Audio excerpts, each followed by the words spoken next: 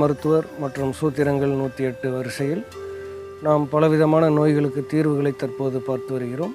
அந்த வகையில் இன்றைக்கி நம்ம பார்க்க போகிற ஒரு எளிய தீர்வு அப்படின்னு பார்த்திங்கன்னா, தொடர் தும்மல் வந்துச்சுன்னா என்ன செய்யலாம். இப்போ தும்மல் என்பது நம்ம உடம்பு இயற்கையாக நமக்கு ஏற்படுத்தி தரக்கூடிய ஒரு நோய் எதிர்ப்பு தன்மை. அதாவது நோய் கிருமி உள்ளே போய் தங்கிடாமல் இருப்பதற்காக நுரையீரலினுடைய பலத்தை அதிகப்படுத்தி காற்றை வேகமாக வெளியே தள்ளக்கூடிய ஒரு அமைப்பு.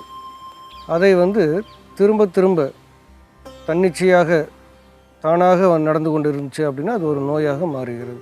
இதுக்கு என்ன காரணம் அப்படின்னு பார்த்தா, ஒவ்வாமை முதல் காரணம். அதாவது ஒவ்வாமைனா தூசிகள் ஒவ்வாமை மட்டும் இல்லை, நம்ம பயன்படுத்தக்கூடிய பொருட்களின் மூலமாக சில ஒவ்வாமை நம்ம உடம்பு வெளிப்படுத்துதல். அது காரணம் ஏதாவது உடை இருக்கலாம், அல்லது நம்ம பயன்படுத்தக்கூடிய பொருட்களாக இருக்கலாம், அல்லது நம்ம இருக்கக்கூடிய இடத்தினுடைய சூழ்நிலையாக கூட இருக்கலாம். எந்த விதமான ஒவ்வாமைன்னு நம்ம கண்டுபிடிக்கணும். ஆக இந்த ஒவ்வாமை ஒரு முதல் காரணம். இரண்டாவது மூக்கில் சதை வளர்ச்சி இருப்பது ஆரம்ப கட்டத்தில் இருக்குது. அதாவது பெரிய சதையாக இருந்துச்சுன்னா நமக்கு மூச்சு விடுவதில் சிரமம், அது வேறு நோயாக நமக்கு தெரியும். ஆனால் ஆரம்ப கட்டத்தில் இருப்பது நமக்கு தெரியாது. அப்போ அது இந்த மாதிரி தும்மல் மூலமாக சம்பந்தமே இல்லாமல் தொடர்ந்து தும்மல் வந்து கொண்டே இருப்பது ஒரு நோயாக நம்ம கருத வேண்டியிருக்கிறது. இந்த தொடர் தும்மல், அடுக்கு தும்மல் அப்படின்னு சொல்லக்கூடிய இந்த நோய்க்கு நம்ம பார்க்கக்கூடிய முதிரைகள் அப்படின்னு பார்த்திங்கன்னா, முதல்ல தும்மி முதிரை, இரண்டாவது வாதி முதிரை, மூன்றாவது உரசு முதிரை.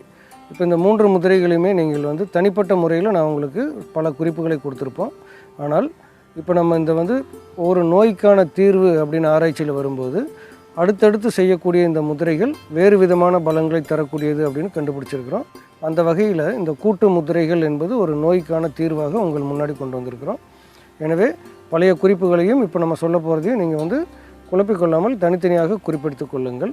அந்த வகையில் இந்த தொடர் தும்மல் என்ற அடுக்கு தும்மல் நோய்க்கு நீங்கள் செய்ய வேண்டிய முதிரை, முதல்ல தும்மி முதிரை, இரண்டாவது வாதி முதிரை, மூன்றாவது உரசு முதிரை. முதல்ல முதிரை எப்படி செய்கிறதுன்னு பாருங்கள். உங்களுடைய கை விரல்களில் இந்த மோதிர விரலுக்கும் சுண்டு விரலுக்கும் இடைப்பட்ட பகுதியில் பெருவிரலினுடைய நுனியால் ஒரு அழுத்தம் கொடுக்க வேண்டும். இது முதல் முதிரை. இது தும்மி முதிரை. 15 நிமிடம் அப்படியே செய்யணும்.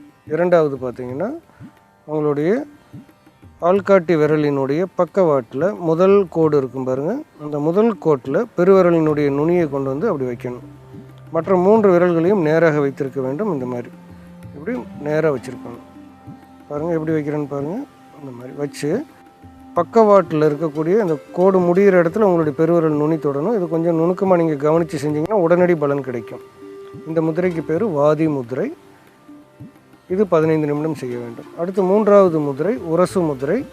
இது இந்த மாதிரி கை விரல்களை இப்படி மடித்து வச்சுட்டு பெருவிரலை நேராக வைத்துக்கொண்டு உங்களுடைய நகக்கண்களின் மேல் ஒரு உறையும் தன்மையை ஏற்படுத்த வேண்டும். இந்த முதிரை ஒரு 15 நிமிடம் அப்படியே செய்யணும். இது செய்யும் பொழுது நம்மளுடைய சுவாசம் புத்துணர்ச்சி பெறும். அதே சமயத்தில் தலைக்கு மேற்பட்டு இருக்கக்கூடிய அனைத்து நரம்புகளும் தூண்டப்பட்டு எல்லா விதமான நோய்கள் தீர்வதற்கும் உதவிகரமாக அமையும்.